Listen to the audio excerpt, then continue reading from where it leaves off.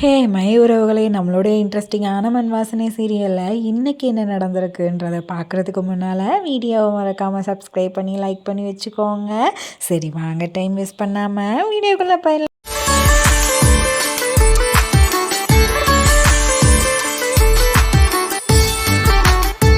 இங்கே நம்ம ஆனந்தி என்ன பண்ணுறான்னா, நேராக பாட்டிக்கிட்ட போய் என்கிட்ட சொல்லிட்டு தான் ஜக்கு போனான் டெல்லிக்கு அப்படின்ற மாதிரி சொல்லிகிட்டு இருக்கா.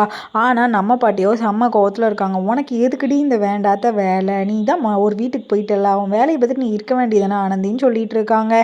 இங்கே நம்ம ஜக்குவோ கௌரியை தேடி வந்துடுவான். நம்ம நர்ஸ் சொல்லுவாங்க, உள்ளே தான் சார் இருக்காங்க, ஒரு நிமிஷம் இருங்க பெயிண்ட் வரேன் அப்படின்ற மாதிரி சொல்லுவாள். சார் மேடம் இல்லை சார்னு சொல்கிறத கூட நம்பாமல் இவன் போய் படான்னு கதவை திறந்து பார்ப்பான். ஆனால் அங்கே வந்துட்டு மேடம்லாம் இருக்க மாட்டாங்க, கௌரிலாம். உடனே இவன் என்ன பண்ணுவானா, சரி ஓகே எனக்கு டைம் ஆகுதுன்னு சொல்லிட்டு ஒரு லெட்டரை மட்டும் எழுதி அந்த நர்ஸ் கிட்ட கொடுத்துட்டு நீங்கள் இதை உங்களுடைய மேடம்கிட்ட கொடுத்துருங்கன்னு சொல்லிட்டு வீட்டுக்குமே வந்துடுவான். அப்போ தான் நம்ம பாட்டிக்குமே உயிரே வருது போனது. நல்ல வேலை நீ வந்துட்ட, நீ ஏன்டா இப்படி பண்ணுற, வீட்டில் ஒழுங்காகவே இருக்க மாட்டேறியேன்னு சொல்லும் போது அதெல்லாம் ஒன்றும் இல்லை பாட்டி, நீங்கள் முதல்ல வாங்க அப்படின்னு சொல்லிட்டு கூட போய் உட்கார வச்சுட்டு சொல்லிகிட்டு இருக்கான். பாட்டி நான் அவகிட்ட ஒரு மன்னிப்பு கூட கேட்கல இல்லையா, அதனால தான் பாட்டி நான் போனேன், எனக்கு என்ன நினச்சா எனக்கே பெருமையாக இருக்குன்னு சொல்லிட்டு அவனுமே போகிறான். எல்லாருமே அவனை நினச்சி சந்தோஷப்படுறாங்க. என்னுடைய பேரை நல்லபடியாக ஒரு புது மனுஷனாக ஆகிக்கிட்டே இருக்கான் ஒவ்வொரு நாளும் சொல்லிட்டு. அப்போ நாங்கள் கங்கா சொல்கிறான், நான் தான் இதுக்கு எல்லாத்துக்கும் காரணம், நீ மன்னிச்சிருங்கன்னு சொல்லும்போது ஆஹா கைகாரிடி நீ அப்படின்ற மாதிரி நம்ம பாட்டியுமே நம்மளுடைய கங்காவை வந்துட்டு பாராட்டிக்கிட்டு இருக்காங்க. உடனே நம்ம ஆனந்தியுமே வீட்டுக்கு போகலான்னு சொல்லிட்டு கிளம்பிக்கிட்டு இருப்பாளா. அப்போ உடனே அவன் வீட்டுக்கு வரவும் இங்கே சிவ் எங்கேயோ விறுவிறுன்னு கிளம்புவான்.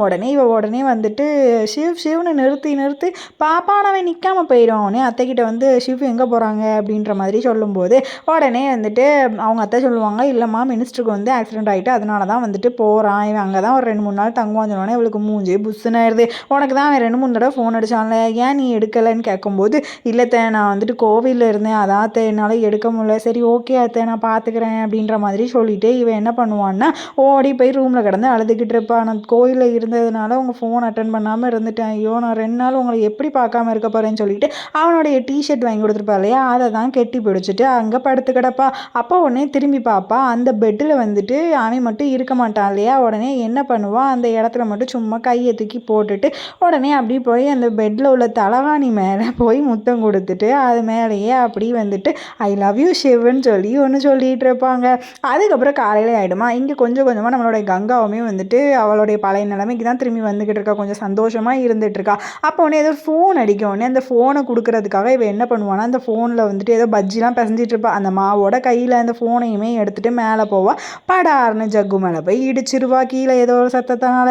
உடனே ஐயோ பார்த்து வர்றது இல்லையா, ஐயோ சாரி சார் நான் தான் பார்க்காம வந்துட்டேன், ஃபோன் வர கீழே விழுந்து உடஞ்சிருச்சு, போச்சு எல்லாமே என்னால் தான், கை வச்சாலே விளங்காது அப்படி இப்படின்னு கத்திட்டு இருக்கவும் ஏமா தாயை இங்கே பாரு ஃபோன் சரியாக தான் இருக்குது அப்படின்ற மாதிரி காக்கும்போது நம்மளுடைய கங்காவுமே அடியாத்தி இது என்ன புதுசாக இருக்குது, நல்லா தானே இருக்குன்னு அப்படின்ற மாதிரி சொன்னோன்னே ஐயோ இங்கே என்னது இது கன்னத்தில் அப்படின்னு சொல்லிட்டு அந்த மாவை தடவி இவ கையில் காட்டுவா.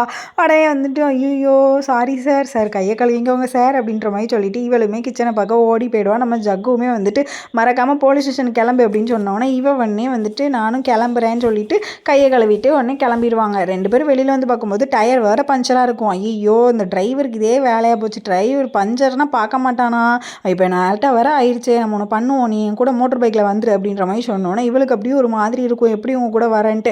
உடனே வந்துட்டு நீ ஒன்றும் நினைக்காம என் கூட ஏறி வாமா தாயேன்னு சொல்லிட்டு 2 பேரும் அதுக்கப்புறம் அந்த பைக்கில் நல்லபடியாக போய்கிட்டு இருக்காங்க. இவ ரொம்ப 2 அடி தள்ளி உட்காந்து தான் போய்கிட்டு இருக்கா. ஆனால் அதையுமே ஊருக்காரங்கள்லாம் பார்த்துட்டு கிறுக்கு மாதிரி பேச ஆரம்பிச்சிடுறாங்க. இங்கே உடனே போலீஸ் ஸ்டேஷனில் வந்த உடனேயுமே வந்துட்டு ஸ்டேட்மெண்ட் எல்லாமே எழுதி கொடுத்துட்டு எப்படியாவது என் குழந்தைய கண்டுபிடிச்சி தாங்கன்னு சொல்லிட்டு இவளுமே டெய்லி எழுதிட்டு வெளியில் வரா. சரி வாமா கிளம்பலான்னு சொல்லிட்டு கிளம்பும்போது கை தவறி, அதாவது அந்த கால் தவறி கீழே விழுந்துடும். உடனே ஜக்கு வர இறுக்கி பிடிச்சிருவானா. உடனே வந்துட்டு இல்லை சார் ஏதோ தலை சுற்றி அப்படி ஆயிடுச்சு அப்படின்ற மாதிரி சொல்லிட்டு ஏறுவாளா. உடனே ஊரில் உள்ளவங்க எல்லாரும் கூடி நின்றுட்டு ஒரு மாதிரி பேச ஆரம்பிச்சிடுவாங்க. பார்த்தியா நேற்று ஒரு பொண்டாட்டி இன்னைக்கு ஒரு பொண்டாட்டியா அப்படின்ற மாதிரி ஜக்குவையும் அவளையுமே வந்துட்டு புருஷன் அப்படி போனால் இவளும் இப்படி போகிறா போலன்னு சொன்னோன்னே நம்ம ஜக்கு நல்ல சவுண்டு கேட்டு கிளின்னு கிழிச்சு விட்டுறான். அவங்களுக்குலாம் வாயா இல்லைன்னா வேற எதுவுமா அப்படின்னு சொல்லிட்டு 2 பேருமே சண்டை போட ஆரம்பிச்சிடுறாங்க. நல்லா இருப்பீங்க தயவு தயவு செய்து கொச்சப்படுத்தாதீங்க உறவுன்ற ஒன்று. யாராவது ஒரு பொண்ணு ஒருத்தவங்க கூட போனாலே உங்களுக்குலாம் இப்படி தான் தோணுமா? என்ன மனுஷங்க நீங்கள்? உங்களால் தான் எல்லாருமே கெட்ட பேர் வாங்கிட்டு இருக்காங்க இந்த உலகத்தில் அப்படின்ற மாதிரி சொல்லிட்டு இங்கேருந்து முதல்ல போகலாம் வாங்கன்னு சொல்லிட்டு 2 பேருமே அதுக்கப்புறம் கிளம்பிடுறாங்கங்க. அதுக்கப்புறமா வந்துட்டு இங்கே என்ன இருக்குன்னா, நம்மளுடைய அத்தை எல்லாருமே சாப்பிட்டுட்டு இருப்பாங்க. நம்ம ஆனந்தி மட்டும் சாப்பிடாம உம்முனே உட்காந்துட்டு இருப்பாளா. உடனே நம்ம அத்தை கேட்பாங்க, என்னடி தங்கம் என்னுடைய பையனை வந்து தேடுதா அப்படின்ற மாதிரி கேட்பாங்க. உடனே அப்படிலாம் ஒன்றும் இல்லை அத்தை, எனக்கு சாப்பாடு போதும் நான் எஞ்சி போகிறேன்னு சொல்லிட்டு வெக்கத்தில் அங்கேருந்து என்ன பண்ணேன்னு தெரியாமல் ஓடிடுவா. உடனே பாரு நான் சாப்பிடல அப்படின்னு தான் கேட்டேன், எப்படி வெக்கத்தில் ஓடுறா பாரு அப்படின்ற மாதிரி சந்தோஷமாக இது பண்ணிட்டு இருப்பாங்க.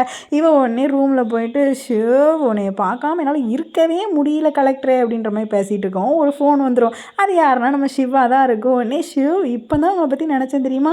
ஆஹா அதனால தான் உடனே ஃபோன் போட்டேன் போலையே அப்படின்னு சொன்னோன்னே ஆமாம் ஆமாம் அப்படின்னோடனே உடனே வந்துட்டு இவன் உடனே கேட்பான், நான் இவங்களை எவ்வளோ மிஸ் பண்ணுறேன்னு தெரியுமா, போர் அடிக்குது நீங்கள் இல்லாமல் அப்படின்ற மாதிரி சொன்னோன்னே ஆமாம் இருந்துட்டா மட்டும் அப்படின்ற மாதிரி இழுத்துட்டு இருப்பான். உடனே சரி சரி நாளைக்கு என்னுடைய ஃபங்க்ஷனுக்கு நீங்கள் வரீங்களேன்னொன்னே என்ன ஃபங்க்ஷனு அப்படின்ற மாதிரி கேட்பானா. என்ன ஷிவ் நீங்கள் மறந்துட்டீங்களா, நான் அந்த ஊருக்கு வேலை கிடச்சிருக்குன்னு சொன்னேன்ல, அதாவது அவளுக்கு வந்து ஒரு வேலை கிடச்சிருக்கும் சரியா, அதாவது அவங்களோட அம்மா ஊரில். அதுக்கு போகிறதுக்காக எல்லாருமே வந்துட்டு வருவாங்க. இவனுமே வந்துட்டு வரமாட்டேன்னு சொன்னோன்னே ரொம்ப கோவத்தோட கட் பண்ணிவிட்டு உடனே வந்துட்டு அவனுடைய ஃபோட்டோவை பற்றி உன் மேலே எனக்கு கோவம் கூட வரமாட்டேங்குது உங்களை லவ் பண்ணதுனால அப்படின்ற மாதிரி சந்தோஷமாக அந்த ஃபோட்டோவை பார்த்து லவ் பண்ணிக்கிட்டு இருப்பா.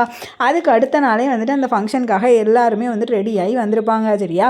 அப்போது அந்த ஃபங்க்ஷனில் படிக்கணும் அப்படின்றதுக்காக நம்மளுடைய கங்காவையுமே நம்ம பாட்டி எல்லாருமே கூட்டிகிட்டு வந்திருப்பாங்க. உடனே நானுமே படிக்க ஆசைப்பட்றேன்னு சொல்லிட்டு உடனே இவன் ஒரு பாப்பாவுக்கு வந்து போட்டு கொடுப்பா. அதே மாதிரி எல்லாத்துக்கும் போட்டு கொடுத்துட்டு இப்படி திரும்பி பார்ப்பாளா. ஒரே ஒரு பொண்ணு மட்டும் ஆள் இல்லாமல் இருக்கும். இந்த வரேன்னு சொல்கிறதுக்குள்ளே அங்கே யாரோ கையை பிடிச்சி போட்டு கொடுக்காங்க. அது யாருன்னா நம்ம சிவா தான் இருக்கும். உடனே சிவா பார்த்தோன்னே ஆனந்திக்கு எதிர்பாராத சந்தோஷம். என்னங்க வந்துட்டீங்களா அப்படின்னோடனே நான் வராமல் இருப்பேனா அப்படின்ற மாதிரி 2 பேருமே வந்துட்டு சந்தோஷமாக பேசிகிட்டு இருக்காங்க. அதுக்கப்புறம் இவன் வந்துட்டு காரில் போய் ஒன்று எடுத்துகிட்டு வரணும் அப்படின்னு சொல்லிட்டு போவானா. உடனே ஆனந்தி வந்துட்டு என்ன பண்ணுறாரு அப்படின்னு சொல்லிட்டு பக்கத்தில் போவா. உடனே இவன் பயந்துருவான் அதை எடுத்துகிட்டு.